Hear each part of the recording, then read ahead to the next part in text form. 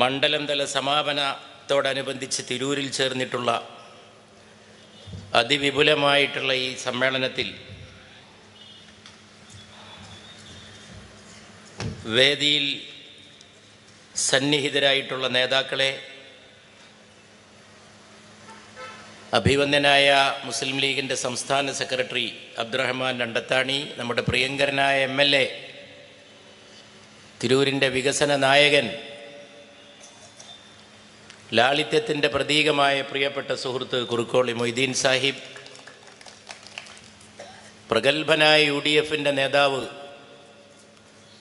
ചാട്ടുളി പോലുള്ള വിമർശനങ്ങളെ കൊണ്ട് എതിരാളികളെ അസംബ്ലിക്കകത്തും പുറത്തും മുട്ടുകുത്തിച്ചിട്ടുള്ള പ്രിയപ്പെട്ട വിഷ്ണുനാഥ്,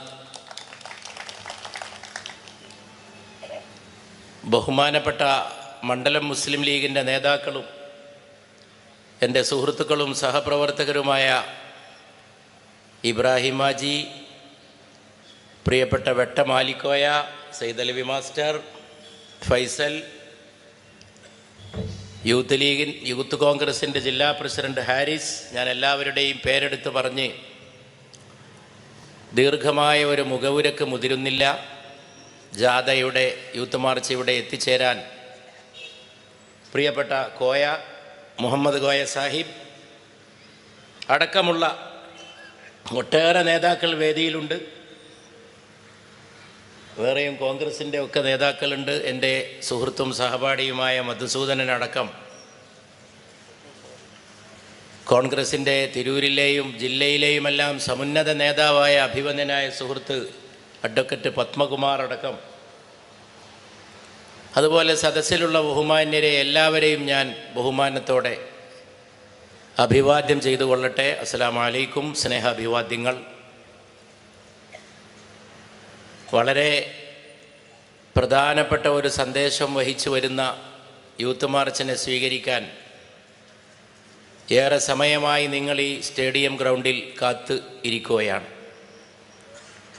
രാഷ്ട്രീയ വിശദീകരണങ്ങളുടെ ആവശ്യം ഇനി ഇല്ലാത്ത വിധം വളരെ ആധികാരികമായി ഇന്ത്യൻ രാഷ്ട്രീയത്തെ, കേരള രാഷ്ട്രീയത്തെ വിശകലനം ചെയ്യുന്ന പ്രസംഗങ്ങളാണ് ബഹുമാനപ്പെട്ട നേതാക്കൾ നടത്തിയിട്ടുള്ളത്. നമ്മുടെ സമുന്നത നേതാവായ ബഹുമാനപ്പെട്ട പാർലമെൻ്റ് അംഗം, ഇന്ത്യൻ യൂണിയൻ മുസ്ലിം ലീഗിൻ്റെ ഓർഗനൈസിംഗ് സെക്രട്ടറി ബഹുമാനപ്പെട്ട ET മുഹമ്മദ് ബഷീർ സാഹിബ് അല്പം സമയം മുമ്പാണ് പ്രസംഗിച്ച് വേദി വിട്ടുപോയിട്ടുള്ളത്. അബ്ദുറഹ്മാൻ രണ്ടത്താണിയുടെ വളരെ ഉജ്ജ്വലമായ സംസാരം കഴിഞ്ഞതേ ഉള്ളൂ. അതിനു മുമ്പും പല നേതാക്കളും സംസാരിച്ചു കഴിഞ്ഞു. ഇവിടെയാണെങ്കിൽ ഒരു മുഖ്യമായ പ്രഭാഷണം നടത്താൻ നിങ്ങളൊക്കെ വളരെ താല്പര്യത്തോടെ കേൾക്കാൻ ആഗ്രഹിക്കുന്ന വിഷ്ണുനാഥിൻ്റെ സാന്നിധ്യവും അപൂർവമായിട്ട് മാത്രം നമുക്ക് ലഭിക്കുന്നതാണ്. അദ്ദേഹത്തെ പോലുള്ളവരുടെ വിലപ്പെട്ട രാഷ്ട്രീയ പ്രസംഗം, രാഷ്ട്രീയമായിട്ടുള്ള വിശകലനങ്ങൾ. അതിനും ഇവിടെ തിരൂരിലെ ഈ സ്വീകരണ സമ്മേളനത്തിലെ സഹോദരങ്ങൾക്ക് അവസരമുണ്ടായിരിക്കുകയാണ്. ഈ യൂത്ത് മാർച്ച് ഉന്നയിക്കുന്നത് വളരെ പ്രധാനപ്പെട്ട പ്രമേയമാണ്. നാട് കേൾക്കാൻ ആഗ്രഹിക്കുന്ന, നാടിനെ ഉണർത്തുന്ന ജാഥയാണ് ഷെരീഫ് കുറ്റൂരിൻ്റെ നേതൃത്വത്തിൽ ഇങ്ങോട്ട് കടന്നു വരുന്നത്.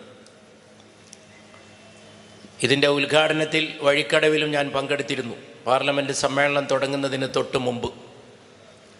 അതിനുശേഷം എത്രയോ സ്ഥലങ്ങളിലൂടെ, മണ്ഡലങ്ങളിലൂടെ നടന്നാണ് നമ്മുടെ യുവാക്കൾ അവരുടെ പ്രിയപ്പെട്ട യുവ നേതാക്കളുടെ നേതൃത്വത്തിൽ ഇന്ന് തിരൂരിൽ എത്തിച്ചേരുന്നത്. വളരെ പ്രധാനപ്പെട്ട ഈ യൂത്ത് മാർച്ച് പലതും ഓർമ്മിപ്പിക്കുന്നു. രാഷ്ട്രീയമായി ഉണരേണ്ടതുണ്ട്. രാജ്യം അപകടത്തിലാണ്. രാജ്യത്ത് വളരെയേറെ കാര്യങ്ങളിൽ ഒന്നിച്ചു നിന്ന് ഒറ്റക്കെട്ടായി ജനങ്ങൾ അണിചേരേണ്ടതുണ്ട്. അവരെ അണിചേർത്ത് നിർത്തേണ്ടതുണ്ട്. കേരള സംസ്ഥാനത്തിലെ ഒരു ഭരണം വളരെ വലിയ കഷ്ടപ്പാടുകൾ രാജ്യത്തെ ജനങ്ങൾ, കേരളത്തിലെ ജനങ്ങൾ അനുഭവിക്കുമ്പോൾ പാട്ടും പാടി പോകുന്ന ഒരു ഏർപ്പാട് ആയിട്ടാണ് മാറിയിട്ടുള്ളത്. സ്വീകരണ സമ്മേളനങ്ങളിലൊക്കെ കലാമേള, ഞാനതിലേക്കൊന്നും കടക്കുന്നില്ല. അവിടെയാണ് ഒരു മുൻ മുഖ്യമന്ത്രിയുടെ പ്രസക്തി എൻ്റെ പ്രിയ സ്നേഹിതൻ അബ്ദുറഹ്മാൻ രണ്ടത്താണി വികാരോജ്വലമായ ഭാഷയിൽ ആരെയും കരൾ സങ്കടപ്പെടുത്തുന്ന രീതിയിൽ അല്പസമയം മുമ്പ് ഇവിടെ അവതരിപ്പിച്ച് തീർത്തും പ്രസക്തമാണത്. അറിഞ്ഞും അറിയാതെയും ജനങ്ങൾ, നാട്ടുകാരൊരു താരതമ്യത്തിന് മുതിരുന്ന സമയമാണിത്. വളരെ ഭംഗിയായി ഒരു മുഖ്യമന്ത്രി ഈ വഴിത്താരകളിലൂടെ എങ്ങനെ സഞ്ചരിച്ചുവെന്നും അദ്ദേഹത്തിൻ്റെ ജനസമ്പർക്ക പരിപാടികളെ എങ്ങനെ മലയാളികൾ വരവേറ്റുവെന്നും നമുക്ക് മറക്കാൻ സമയമായിട്ടില്ല. അതുമാത്രമല്ല, ഞാനിന്ന് മലപ്പുറം നിയമസഭാ മണ്ഡലത്തിൻ്റെ കുറ്റവിചാരണ സദസ്സ് പങ്കെടുക്കാനായിട്ട് മലപ്പുറത്ത് പോയിരുന്നു. ഞാനവിടെ എൻ്റെ സംസാരത്തിൻ്റെ നല്ലൊരു ഭാഗം ചെലവഴിച്ചത് ഈ കുറ്റവിചാരണയാണല്ലോ. അതുകൊണ്ട് ഈ മുൻ മുഖ്യമന്ത്രിയുടെ ഒരു ഭരണരീതിയിൽ എൻ്റെ അനുഭവം പറയാനാണ്. വിഷ്ണുനാഥ് അടക്കമുള്ള സുഹൃത്തുക്കളോടൊപ്പം ഞാനും അന്ന് MLA ആയിരുന്നു. ഉമ്മൻചാണ്ടി മുഖ്യമന്ത്രിയായ അസംബ്ലിയിൽ ഞാനും ഉണ്ടായിരുന്നു എന്നുള്ളത് എനിക്കൊരുപാട് ഓർമ്മകൾ പകർന്നേകിയിട്ടുള്ള ഒരു കാലഘട്ടമാണ്. അന്ന് ഞാൻ കോട്ടക്കൽ MLA ആയിരുന്നു. കോട്ടക്കൽ ഒട്ടേറെ വികസനങ്ങൾ കൊണ്ടുവരാൻ സാധിച്ച ഒരു ജനപ്രതിനിധി എന്ന നിലയ്ക്ക് ഇന്നും ആളുകൾ ഓർക്കുന്ന അഭിമാനമുള്ളൊരു പൊതുപ്രവർത്തകനാണ് ഞാൻ. കാരണം അവിടെ മുമ്പൊന്നുമില്ലാത്ത പുതിയ ഒരുപാട് കാര്യങ്ങൾ, കോട്ടക്കൽ ട്രഷറി, കാടാമ്പുഴയിൽ പോലീസ് സ്റ്റേഷൻ, കുറ്റിപ്പുറം ആശുപത്രിയിൽ 19 സ്റ്റാഫിനെ ഒറ്റയടിക്ക് നിർമ്മിച്ചുകൊണ്ടുള്ള തീരുമാനം, കണക്കറ്റ റോഡുകൾ, നല്ല ഒന്നാന്തരം റബ്ബറൈസ് ചെയ്ത കോട്ടക്കലിൽ നിന്ന് കാടാമ്പുഴയിലേക്കൊക്കെ. ഈ യോഗത്തിലേക്ക് വരുമ്പോൾ എന്നോട് മധു പറയായിരുന്നു, വിഷ്ണുനാഥ് കാടാമ്പുഴയിലാണ് താമസിക്കുന്നത്. ഈ യോഗത്തിന് വന്നപ്പോൾ ഇന്ന് അവിടെ താമസിച്ച് നാളെ അഭിവന്ദനായ സെയ്ദ് സാദിഖ് അലി ശിഹാബ് തങ്ങളുടെ, നമ്മുടെ അഭിവന്ദ നേതാവിൻ്റെ പുത്രൻ്റെ വിവാഹത്തിലും കൂടി പങ്കെടുക്കാൻ അദ്ദേഹം വന്നിട്ടുള്ളതാണ്. അപ്പോൾ കാടാമ്പുഴ, ഞാനിതൊക്കെ ഓർത്തു. അപ്പോൾ കാടാമ്പുഴ ഒരു പോലീസ് സ്റ്റേഷൻ ഉണ്ടായിരുന്നില്ല. ദക്ഷിണേന്ത്യയിലെ, കേരളത്തിലെ ഏറ്റവും വലിയ ഒരു ഹൈന്ദവ തീർത്ഥാടന കേന്ദ്രമാണത്, ഭഗവതി ക്ഷേത്രം. എൻ്റെ ഗ്രാമത്തിന് തൊട്ടടുത്താണ്, എൻ്റെ തൊട്ടടുത്ത പഞ്ചായത്താണ് മാറാക്കര. ഒറ്റ വാക്കേ ഞാൻ ഉമ്മൻചാണ്ടിയോട് പറഞ്ഞുള്ളൂ. തിരുവനന്തപുരത്ത് അദ്ദേഹം പത്രസമ്മേളനം നടത്തിയത് ഞാൻ കോട്ടക്കലിരുന്ന് കാണുമായിരുന്നു. അദ്ദേഹം എൻ്റെ പേര് പറഞ്ഞുകൊണ്ട് ഇന്ന MLA ചോദിച്ച് ഞാനിതാ കൊടുക്കുന്നു എന്ന് പറഞ്ഞ ആ നേരം, അത് വളരെ കോരിത്തരിപ്പോടുകൂടിയാണ് ഒരു പൊതുപ്രവർത്തകൻ എന്ന നിലക്ക് അദ്ദേഹത്തിൻ്റെ ഒരു സ്നേഹം, ആ സ്നേഹം ആവോളം ആസ്വദിച്ച ഒരു MLA ആണ് ഞാൻ. അദ്ദേഹത്തിൻ്റെ മുമ്പിൽ എന്തെങ്കിലും ഒരു കടലാസുമായിട്ട് ചെന്നാൽ, ഞാൻ UDFൻ്റെ രാഷ്ട്രീയമാണ് ഈ പറയണത്. ഞാൻ ഈ ജാഥയുടെ ഈ സമ്മേളനത്തിൽ പ്രസക്തമായ ഒരു രാഷ്ട്രീയ പ്രമേയത്തിലേക്കാണ് ഈ സദസ്സിൻ്റെ ശ്രദ്ധ ക്ഷണിക്കുന്നത്. This is politics. ഇതാണ് നമ്മുടെ രാഷ്ട്രീയം. ആളുകളുടെ മേലെ ഒരു തേര് തെളിച്ചു പോകുന്ന രാഷ്ട്രീയമല്ല, ആളുകളുടെ ഹൃദയങ്ങളിലൂടെ ഒരു ഇളങ്കാറ്റ് പോലെ ഒരു മന്ദമാരുതൻ, സ്നേഹമാരുതൻ. അതൊക്കെ കഥകളിലൊക്കെ കേട്ടിട്ടുള്ളൂ. ഭക്ഷണം കഴിക്കാതെ വെള്ളം കുടിക്കാതെ ഒരു ഭരണാധികാരി 2 കാലുമ്മ നിന്ന കാലുമ്മ നിൽക്കുക എന്നൊക്കെ പറയാറുണ്ട്. ഞാൻ അദ്ദേഹത്തോട് ഒരിക്കൽ ചോദിച്ചു, നിങ്ങൾക്കിങ്ങനെ നിൽക്കുമ്പോൾ ക്ഷീണമൊന്നുമില്ലേ? അതിൻ്റെ മറുപടി അദ്ദേഹം പ്രസംഗത്ത് പറഞ്ഞു, സമദാനി സാഹിബ് ഇപ്പോൾ അല്പം മുമ്പ് എന്നോട് ചോദിക്കുകയായിരുന്നു, ക്ഷീണം ഒന്നും ഇല്ലേ?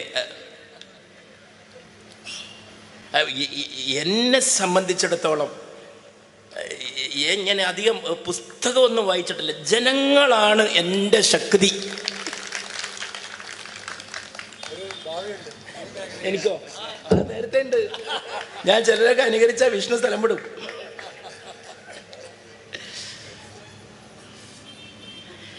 അത് അദ്ദേഹം പ്രസംഗത്ത് പറഞ്ഞു, ജനങ്ങളാണ് എൻ്റെ ശക്തി, ഞാൻ അവരിൽ നിന്ന് പഠിക്കുന്നു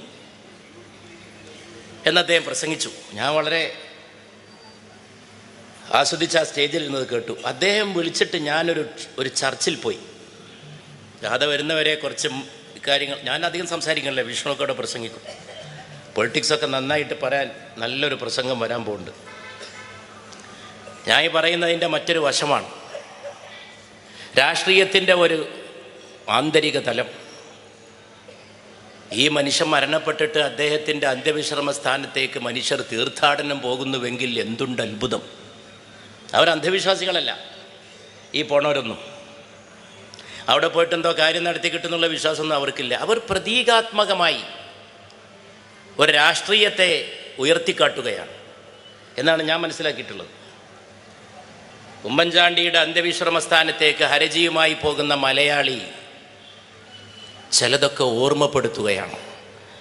ആ ഓർമ്മ ഈ നാട് ഭരിക്കുന്നവർക്കുണ്ടായിരിക്കുന്നത് നല്ലതാണ് എന്ന് എനിക്ക് പറയണം. It is a warning, it's a reminder. അതൊരു മുന്നറിയിപ്പാണ്, ഒരു ഓർമ്മപ്പെടുത്തലാണ്. അദ്ദേഹം എന്നോട് പറഞ്ഞു, എൻ്റെ ചർച്ചിൽ വന്നൊന്ന് പ്രസംഗിക്കണം. അദ്ദേഹം എല്ലായ്പ്പോഴും പ്രാർത്ഥിക്കാൻ പോകുന്നൊരു ചർച്ചുണ്ട് പുതുപ്പള്ളി, ഒരു കുന്നിൻ്റെ മുകളിലാണ്, രസകരമായ സ്ഥലമാണ്. അദ്ദേഹം വിളിച്ചുകൊണ്ട് ഞാൻ പോയി. വല്ലാത്ത സ്നേഹമായിരുന്നു അദ്ദേഹത്തിൻ്റെ നാട്ടുകാർ കാണിച്ചത്. അതൊക്കെ അദ്ദേഹം താല്പര്യത്തോടെ പിന്നീടും പറയുമായിരുന്നു, ചോദിച്ചറിയുമായിരുന്നു. ഇത്ര ഒരു ഇങ്ങോട്ട് ആക്ഷേപിക്കുന്നവരെ പോലും അങ്ങോട്ട് ആക്ഷേപിക്കാത്ത ഒരു രാഷ്ട്രീയം. അന്ന് അദ്ദേഹം ചിലതൊക്കെ തുറന്നു പറഞ്ഞിരുന്നുവെങ്കിൽ അദ്ദേഹത്തിന് തന്നെ സ്വയം സുരക്ഷിതത്വം തീർക്കാവുന്ന രാഷ്ട്രീയ സാഹചര്യങ്ങൾ പറഞ്ഞില്ല. ഇങ്ങോട്ട് വേദനിപ്പിച്ചവരെ, ഉപദ്രവിച്ചവരെ പേരെടുത്ത് പറഞ്ഞില്ല. അദ്ദേഹത്തിന് രോഗം ബാധിച്ചിട്ട് ഞാൻ തിരുവനന്തപുരത്ത് കാണാൻ പോയപ്പോൾ അവസാന ഘട്ടത്തിൽ എന്നോട് അവിടെ നിൽക്കുന്ന കുട്ടികൾ പറഞ്ഞു, സമദാനി സാഹിബ് വരാമെന്ന് പറഞ്ഞിട്ട് 3-4 തവണ ചോദിച്ചുകൊണ്ടിരിക്കുകയാണ് എവിടെ എത്തിയെന്ന്. അതെൻ്റെ മനസ്സിൽ നനവുണ്ടാക്കി. രാഷ്ട്രീയ നേതാക്കന്മാരുടെ മനസ്സിൽ നനവുണ്ടാകണമെന്നാണ് ഞാൻ എന്നും വിശ്വസിക്കുന്നത്. രാഷ്ട്രീയ നേതാക്കന്മാർ പരുക്കന്മാരും മനസ്സുകൊണ്ട് സംസാരിക്കുന്നവരുമാകരുത്, അവർ ഹൃദയം കൊണ്ട് സംസാരിക്കുന്നവരാവണം. അവർ ഹൃദയം കൊണ്ട് സംസാരിക്കണം. അവർക്ക് തങ്ങളിലേക്ക് ജനങ്ങളെ ആകർഷിക്കാൻ കലാപരിപാടികളുടെ സഹായവും അകമ്പടിയും ഉണ്ടാകേണ്ടതില്ല. ജനം ഒഴുകിയെത്തും അവരുടെ സന്നിധിയിലേക്ക്. അങ്ങനെ ഒരുപാട് കാര്യങ്ങൾ പഠിപ്പിച്ച ഒരു UDF രാഷ്ട്രീയം. അത് കിളിർത്ത മണ്ണാണ് കേരളത്തിൻ്റെ മണ്ണ്. അത് വളരെ അത്ഭുതകരമായ മണ്ണാണ്. ഇവിടെ ഈ വികസനങ്ങളൊക്കെ കൊണ്ടുവന്നതും അങ്ങനെയാണ്. അത് ഒരു വല്ലാത്ത അനുഭവമാണ് ഈ നാടിന് നൽകിയിട്ടുള്ളത്. ചിലപ്പോഴൊക്കെ ഉമ്മൻചാണ്ടിയോട് അടുത്ത് ഈ റോഡ് ആക്സിഡൻറ്റ് പറ്റിയ ആളുകളുടെ കേസുമായിട്ട് ഞാൻ പലപ്പോഴും പോയിട്ടുണ്ട്. റോഡപകടം. ഇവിടെ പ്രിയപ്പെട്ട അബ്ദുറഹ്മാൻ അണ്ടത്താണി ഇന്ന് സംസാരം തുടങ്ങിയത് തന്നെ ഒരു അപകടം ഓർമ്മിപ്പിച്ചുകൊണ്ടാണ്, അതോർത്തുകൊണ്ടാണ്.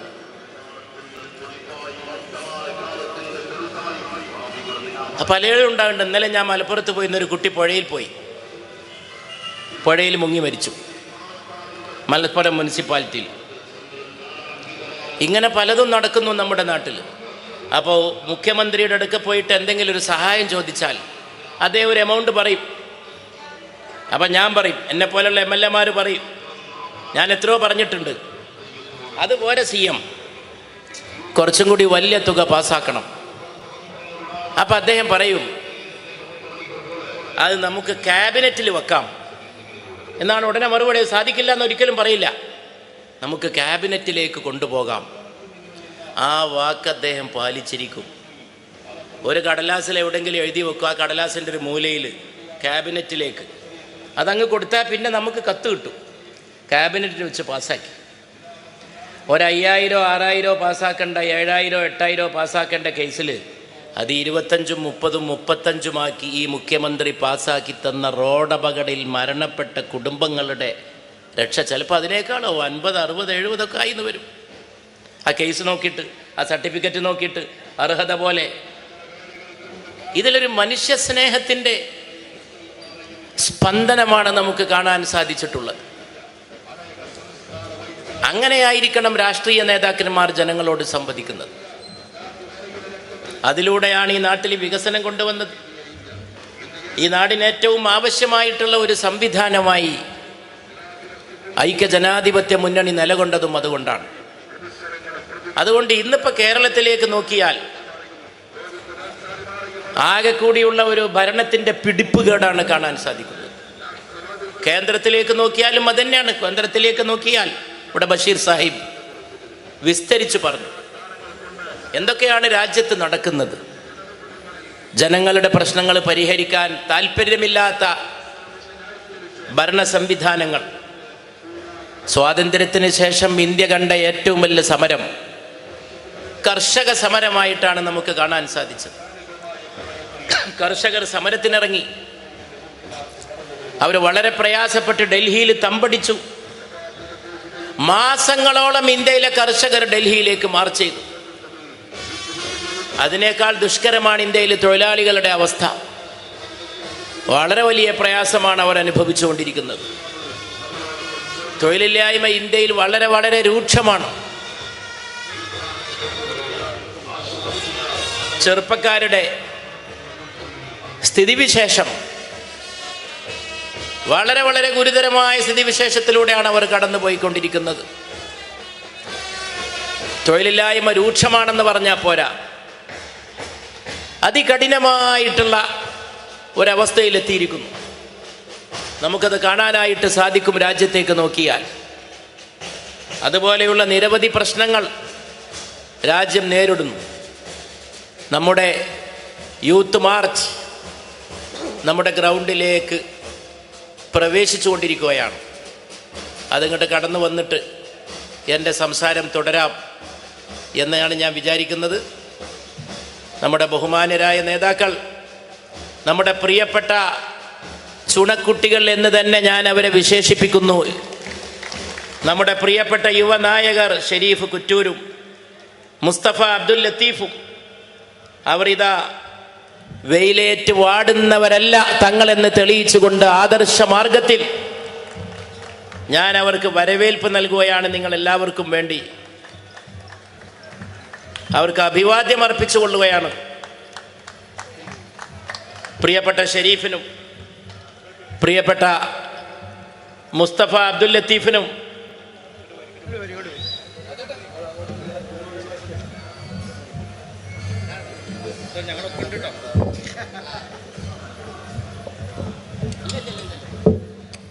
ഒന്ന് അഭിവാദ്യം ചെയ്ത് കണ്ടിന്യൂ ചെയ്തവർ. പ്രിയപ്പെട്ടവരെ, ജാഥാ നായകന്മാരും അബ്ദുസമദ് സമദാനി സാർ അടക്കമുള്ള നേതാക്കന്മാരും ഈ സദസ്സിനെ അഭിവാദ്യം ചെയ്യുകയാണ്.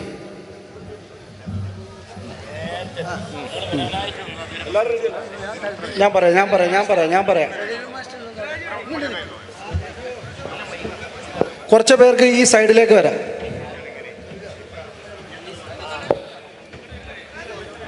വഹാബ് റസാഖ്,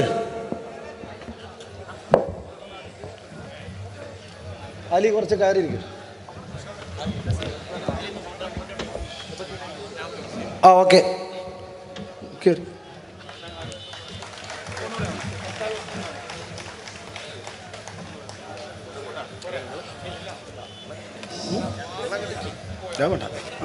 സാർ കണ്ടിന്യൂ ചെയ്ത് കണ്ടിന്യൂ.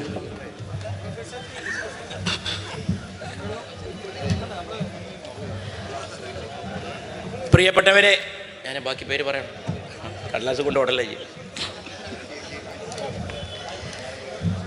ബഹുമാനപ്പെട്ട ജാഥാ നായകർക്ക് തിരൂരിലെ ഈ സ്വീകരണ സമ്മേളനത്തിൽ ഞാൻ ഹർഷോല്ലാസം നിറഞ്ഞ സ്വാഗതം നേരുകയാണ്, ആശംസിക്കുകയാണ്. ബഹുമാനപ്പെട്ട സഹോദരങ്ങളുടെ പേരിൽ ജാഥാ ക്യാപ്റ്റൻ, യൂത്ത് ലീഗിൻ്റെ ജില്ലാ പ്രസിഡന്റ്, ഞാൻ പറയാറുള്ളത് പൂവിൻ്റെ എതൾ അടർത്തുന്ന പോലെ സൗമ്യമായി പ്രസംഗിക്കുന്ന ഷെരീഫ് കുറ്റൂരെന്നാണ്. അതുപോലെ ജാഥയുടെ വൈസ് ക്യാപ്റ്റൻ, ചടുലതയുള്ള യുവ നേതാവായ പ്രിയപ്പെട്ട മുസ്തഫ അബ്ദുൽ ലത്തീഫ്. ഇത്രയൊക്കെയല്ലേ എനിക്ക് പറയാൻ കഴിയുള്ളവരെ പറ്റി. ഇതെൻ്റെ ഗിഫ്റ്റുമാണ്. എൻ്റെ പ്രിയപ്പെട്ട യുവ സഹോദരങ്ങൾക്ക്, എൻ്റെ അനുജന്മാർക്കുള്ള എൻ്റെ ഗിഫ്റ്റ് കൂടിയാണ് ഈ ആശംസാ വാക്കുകൾ. അതുപോലെ ജാഥയുടെ ഡയറക്ടർ ബാവ വിസപ്പടി. എവിടുന്നാണ് ഈ വിസന്റെ പരിപാടി തുടങ്ങിയതെന്ന് എനിക്കറിയില്ല.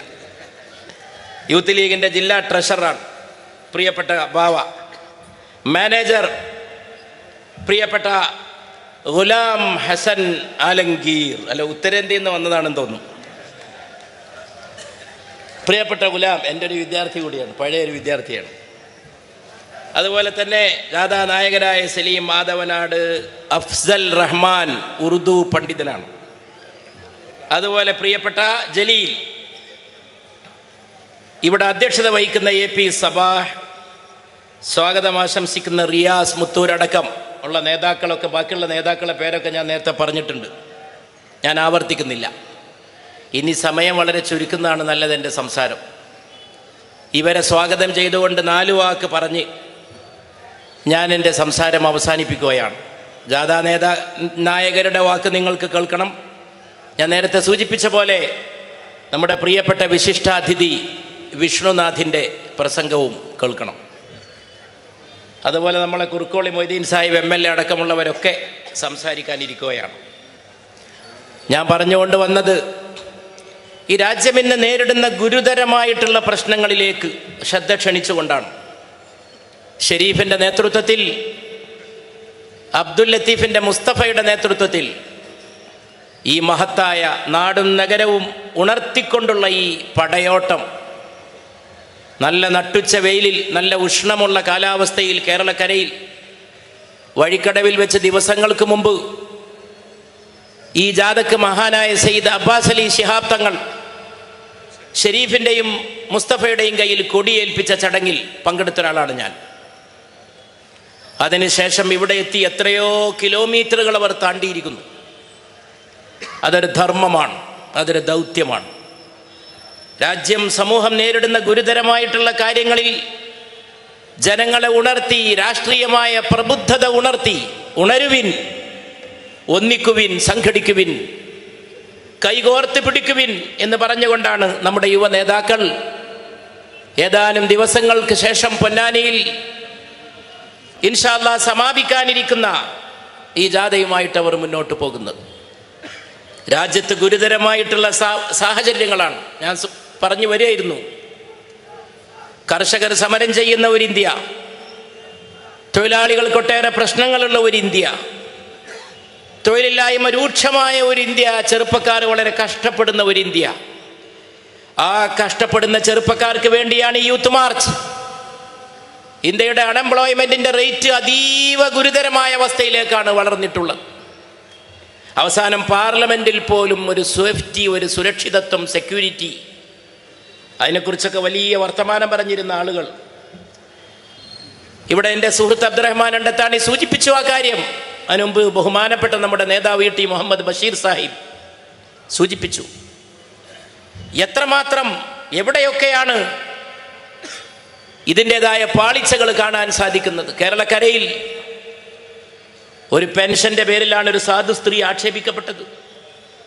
പെൻഷൻ കൊടുത്തില്ലെങ്കിൽ വേണ്ടില്ല, ആ സാധു സ്ത്രീക്കെതിരെ നടന്ന ആക്ഷേപം സോഷ്യൽ മീഡിയയിലൂടെ അവരെ ഭത്സിച്ചുകൊണ്ട് രാഷ്ട്രീയമായ ധാർഷ്ട്യമാണ് ഒരു പാവപ്പെട്ട സ്ത്രീയുടെ നേരെ ഇവിടെ ചിലർ പ്രയോഗിച്ചത്. അത് ഞാൻ തുടക്കത്തിൽ പറഞ്ഞുകൊണ്ട് വന്നതാണ്. UDFന്റെ രാഷ്ട്രീയം മനുഷ്യത്വത്തിന്റെ രാഷ്ട്രീയമാണ്.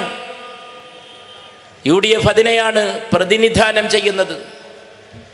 ഇന്ത്യ സഖ്യം അതിനെയാണ് പ്രതിനിധാനം ചെയ്യുന്നത്. ഇന്ത്യ ആഗ്രഹിക്കുന്ന മാറ്റം ഇവിടെ സംഭവിക്കുക തന്നെ ചെയ്യും. ഇതൊന്നും നിലനിൽക്കില്ല. 4 സ്റ്റേറ്റിൽ ഒരു തെരഞ്ഞെടുപ്പ് നടന്നപ്പോൾ അതിലങ്ങ് വിജയിച്ചു എന്ന് വിചാരിച്ച് അത് ഇന്ത്യയുടെ വിധിയെഴുത്തായിട്ട് ആരും തെറ്റിദ്ധരിക്കേണ്ട. ലോക്സഭ വേറെയാണ്, നിയമസഭകൾ വേറെയാണ്. ഇന്ത്യയുടെ മതേതര ഹൃദയം തുടിക്കുകയാണ് മാറ്റത്തിന് വേണ്ടി. ഇന്ത്യയെ മതേതരത്വത്തിലേക്ക് കൊണ്ടുവരാൻ രാഹുൽ ഗാന്ധിയെ പോലുള്ള ഇന്ത്യയുടെ പ്രത്യാശയായിട്ടുള്ള ഒരു നേതാവിൻ്റെ കരങ്ങളിൽ ഈ രാജ്യത്തിൻ്റെ ഭാവി ഏൽപ്പിച്ചു കൊടുക്കാൻ ഇന്ത്യൻ ജനത ഒരുങ്ങിയിരിക്കുന്ന സാഹചര്യമാണുള്ളത്. ആ 4 സ്റ്റേറ്റിലെ രാഷ്ട്രീയമായ സ്ഥിതിയിലേക്കൊന്നും ഞാൻ കടക്കുന്നില്ല. വോട്ടിൻ്റെ കണക്കൊക്കെ നോക്കിയാൽ കാര്യം മനസ്സിലാവും. താൽക്കാലികമായ ചില ഏർപ്പാടുകൾ വഴി എവിടെങ്കിലുമൊക്കെ തൽക്കാലം ഇലക്ഷനിലൊക്കെ ചില ജയിലൊക്കെ നടത്തിയെന്ന് വരും. അത് ഇലക്ഷൻ വേറെയാണ്, വരാൻ പോകുന്ന ഇലക്ഷൻ വേറെയാണ്. വരാൻ പോകുന്ന ഇലക്ഷൻ ഇന്ത്യയുടെ രക്ഷയ്ക്ക് വേണ്ടിയുള്ളതാണ്, ഇന്ത്യയുടെ ഐക്യത്തിന് വേണ്ടിയുള്ളതാണ്, ഇന്ത്യ കാക്കാനുള്ളതാണ്, ഇന്ത്യയുടെ സാമ്പത്തിക ഘടന ശക്തിപ്പെടുത്താനുള്ളതാണ്. ഈ കഴിഞ്ഞ ആഴ്ച പാർലമെന്റിൽ ഈ വിനീതൻ ഉപധനാഭ്യർത്ഥനയെക്കുറിച്ച് സംസാരിച്ചിരുന്നു. കഴിഞ്ഞ തിങ്കളാഴ്ച ഞാൻ അവിടെ ഒരു ചോദ്യം ചോദിച്ചു ഈ ഗവൺമെന്റിനോട്. ബഹുമാനപ്പെട്ട പ്രധാനമന്ത്രി അടുത്ത ദിവസം ഒരു പ്രസ്താവന ചെയ്യുകയുണ്ടായി.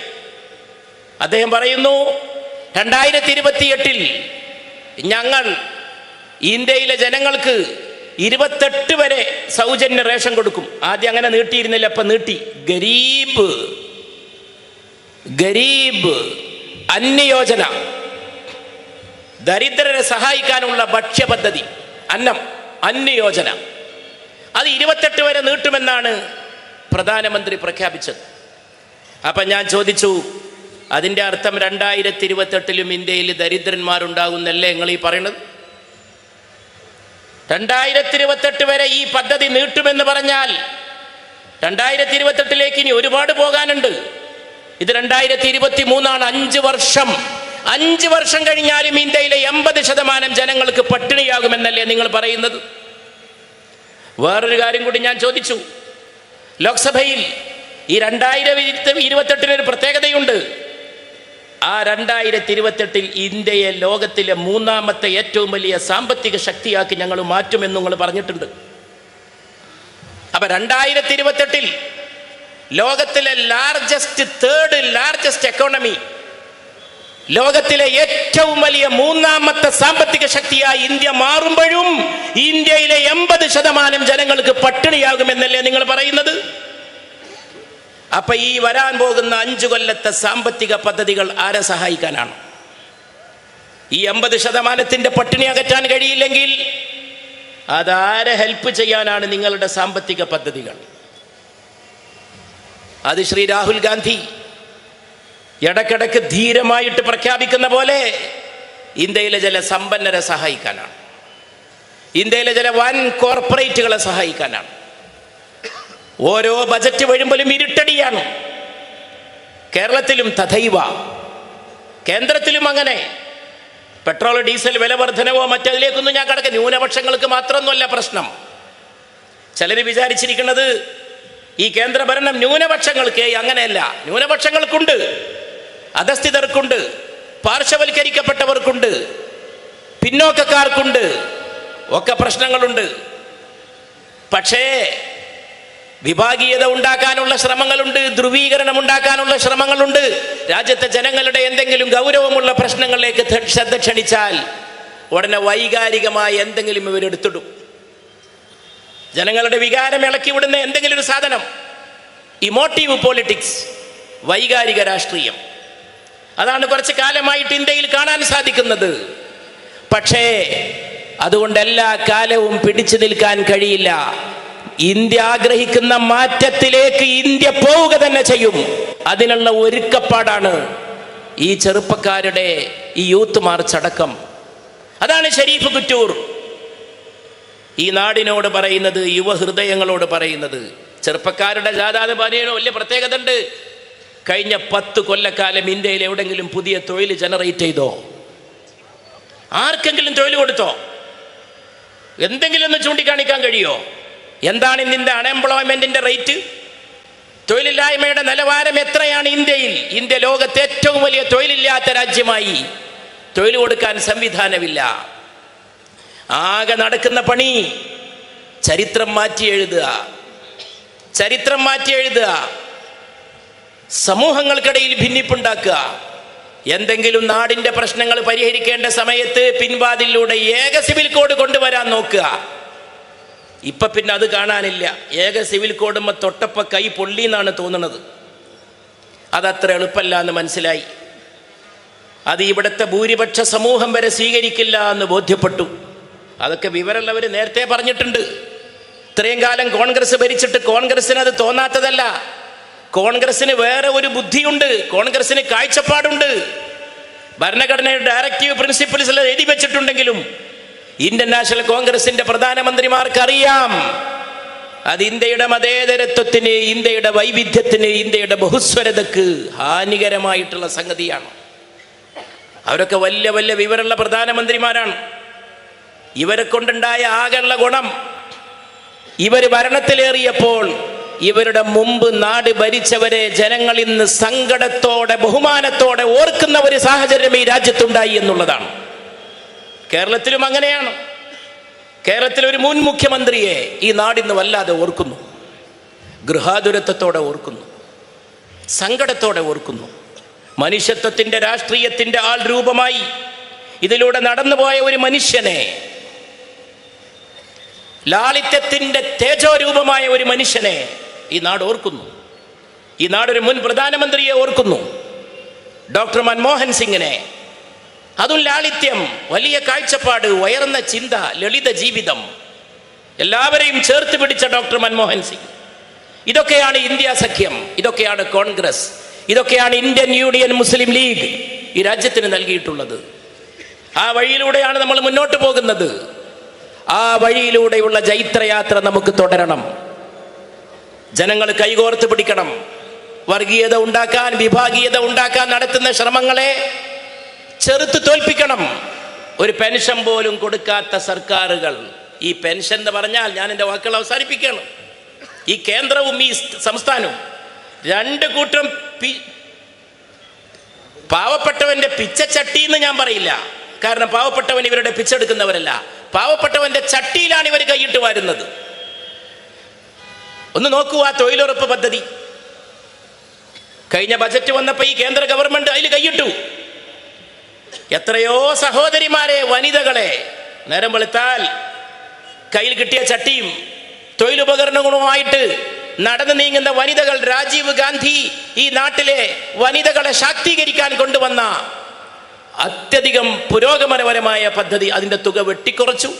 പാർലമെന്റിൽ നമ്മൾ എത്ര ആവശ്യപ്പെട്ടു, നിങ്ങൾ അതൊന്ന് കൊടുക്ക്. നിങ്ങൾ എന്തിനാണ് ഈ തൊഴിലുറപ്പ് പദ്ധതിക്കാരായിട്ടുള്ള സഹോദരിമാരെ കഷ്ടപ്പെടുത്തുന്നത്? തയ്യാറല്ല. പെൻഷൻ, ഞാൻ നേരത്തെ പറഞ്ഞു, പെൻഷൻ, കേരളത്തിൽ പെൻഷൻ ചോദിച്ചതിന് ഒരു സ്ത്രീ ഇനി ഇങ്ങനൊരു ആക്ഷേപം കേൾക്കാൻ ബാക്കില്ല. ഈ മന്ത്രിമാരും ഈ പാരാവാരങ്ങളും ഈ രാഷ്ട്രീയവും ഇത്ര ആർഭാടത്തോടെ പോകുമ്പോൾ ഒരു പാവപ്പെട്ട സ്ത്രീ പെൻഷൻ ചോദിച്ചതാണോ ഈ കേരളത്തിൽ വലിയ തെറ്റ്? പെൻഷൻ ഈ ലോകത്ത് പരിഷ്കൃത സർക്കാരുകൾക്കുള്ളതാണ്. ലോകത്ത് ആദ്യമായി പെൻഷൻ കൊണ്ടുവന്നത് ഉമറുൽ ഫാറൂഖ് ആണ്, ഖലീഫ ഉമർ. 1400 കൊല്ലം മുമ്പ്. ആരോഗ്യമുള്ള കാലത്ത് സേവനം ചെയ്തവർ വാർദ്ധക്യകാലത്ത് സേവനത്തിൽ നിന്ന് വിരമിച്ചാൽ അവർക്ക് പെൻഷൻ കൊടുക്കണമെന്ന് ലോകത്തോട് ആദ്യം പറഞ്ഞത് സയ്യിദുന ഉമറുൽ ഫാറൂഖ് ആണ് റളിയല്ലാഹു അൻഹു, ഖലീഫ ഉമർ. ആ ഉമറിനെ പറ്റി ഗാന്ധി, മോഹൻദാസ് കരംചന്ദ് ഗാന്ധി ഇടയ്ക്കിടെ പറയുമായിരുന്നു, ഞാൻ ഇന്ത്യക്ക് ആഗ്രഹിക്കുന്ന ഭരണം ഉമറിൻ്റെ ഭരണമാണ് എന്ന്. രജിസ്റ്റർ ഉണ്ടാക്കി ഉമർ, ഓരോരുത്തരുടെ പട്ടിക തയ്യാറാക്കി, ഓരോരുത്തർക്ക് ഇത്ര കൊടുക്കണം പെൻഷൻ, ഇത്ര കൊടുക്കണം പെൻഷൻ. സേവനത്തിന്റെ കാലം കണക്കാക്കി ഉമർ റളിയല്ലാഹു അൻഹു. ആ പെൻഷൻ സിവിലൈസ്ഡ് ഗവൺമെന്റുകളുടെ കടമയാണ്. ഞാൻ കഴിഞ്ഞ ദിവസം പാർലമെന്റ് സംസാരിക്കുമ്പോൾ യൂണിവേഴ്സിറ്റി, സെൻട്രൽ യൂണിവേഴ്സിറ്റിയുടെ ബില്ലിനെ പറ്റി പ്രസംഗിക്കുമ്പോൾ ഞാനൊരു ഉറുദു കവിത ഉദ്ധരിച്ചു. ആ ഉറുദു കവിത എഴുതിയ കവിക്കുമുണ്ടെന്നൊരു പ്രത്യേകത ഇന്ത്യയിൽ. അത് എഴുതിയ ആളുടെ പേര് വരെ മാറ്റി. സ്വാതന്ത്ര്യ സമരക്കാലത്ത് ധാരാളം കവിതകൾ എഴുതിയ ഒരു ഉറുദു കവിയാണ് അദ്ദേഹം. ഗാന്ധിജിയെ പറ്റി മാത്രം അദ്ദേഹത്തിൻ്റെ കവിതകൾ ധാരാളമാണ്, ഗാന്ധിജിയെ പറ്റി മാത്രം. പക്ഷേ ഇവർ ഇപ്പോൾ അടുത്ത വരെ പരിപാടി ഓരോ സ്ഥലത്തിൻ്റെയും പേര് മാറ്റലാണ്. അപ്പം ഈ മനുഷ്യൻ്റെ ഹിന്ദിയിലെ ഉറുദുവിലെ ഒക്കെ കവികളുടെ പേരിൻ്റെ വാലായി അവരുടെ സ്ഥലപ്പേരുണ്ടാവും. ഹിന്ദി ചലച്ചിത്രഗാനം എഴുതിയവരുടെ പേര് ശ്രദ്ധിച്ചു നോക്കൂ സഹോദരങ്ങളെ. ഹസരത്ത് ജയ്പുരി ഹിന്ദി സിനിമാ പാട്ട് എഴുതിയ ആളാണ്, ജയ്പൂർക്കാരനാണ്.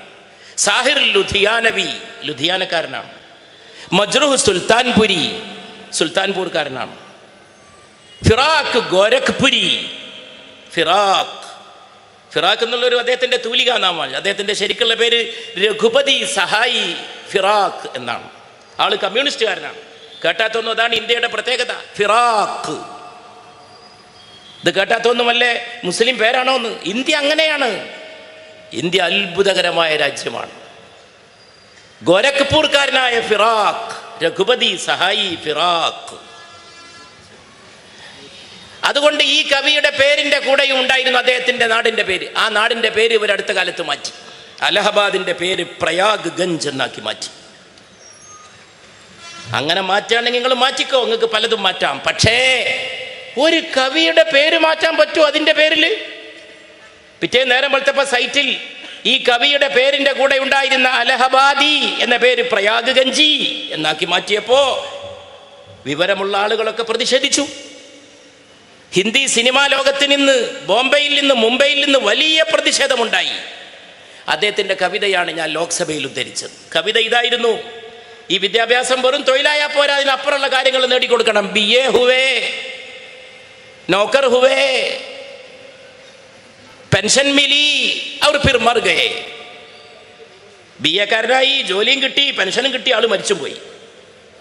ഈ ഒരവസ്ഥ ആകെ പറഞ്ഞപ്പോ ലോക്സഭയിൽ നിന്നൊരു 3-4 മെമ്പർമാർ എണീറ്റു. അവർ പറഞ്ഞു, പെൻഷനോ അതിപ്പോ എവിടെ കിട്ടണമെന്ന് ചോദിച്ചു. അതും ഇപ്പൊ ഇല്ലല്ലോ. പെൻഷൻ കിട്ടി മരിച്ചു എന്ന് പറഞ്ഞപ്പോ അതാണ് ഇന്നത്തെ ഇന്ത്യ. ബ്രിട്ടീഷുകാർ ഭരിച്ചിരുന്ന കാലത്ത് ഒരു കവി പെൻഷനെ കുറിച്ച് എഴുതിയെങ്കിൽ ഇന്ന് ഈ കേന്ദ്രക്കാർക്കും സംസ്ഥാനക്കാർക്കും പെൻഷൻ വരെ നാട്ടുകാർക്ക് കൊടുക്കാൻ കഴിയാത്ത സാഹചര്യമാണ്. അവിടെയാണ് ഒരു പുതിയ സാമ്പത്തിക ബോധം ഉണർത്തേണ്ടത്. അവിടെയാണ് UDF ഉയർന്നു നിൽക്കുന്നത്. UDF മനുഷ്യന്മാരെ കഷ്ടപ്പെടുത്തൂല, ആളുകളുടെ മേൽ ആധിപത്യം ചെലുത്തൂല, ആളുകളുടെ മേലൂടെ ബുൾഡോസർ പായിപ്പിക്കൂല, ആളുകളോട് സ്നേഹത്തോടെ സംവദിക്കും. UDFന്റെ രാഷ്ട്രീയം ഞാൻ തുടക്കത്തിൽ പറഞ്ഞ പോലെ അത് മന്ദമാരുതനെ പോലെ തഴുകി തലോടി വന്ന ഉമ്മൻചാണ്ടിയെ പോലുള്ള മുഖ്യമന്ത്രിയുടെ രാഷ്ട്രീയമാണ്.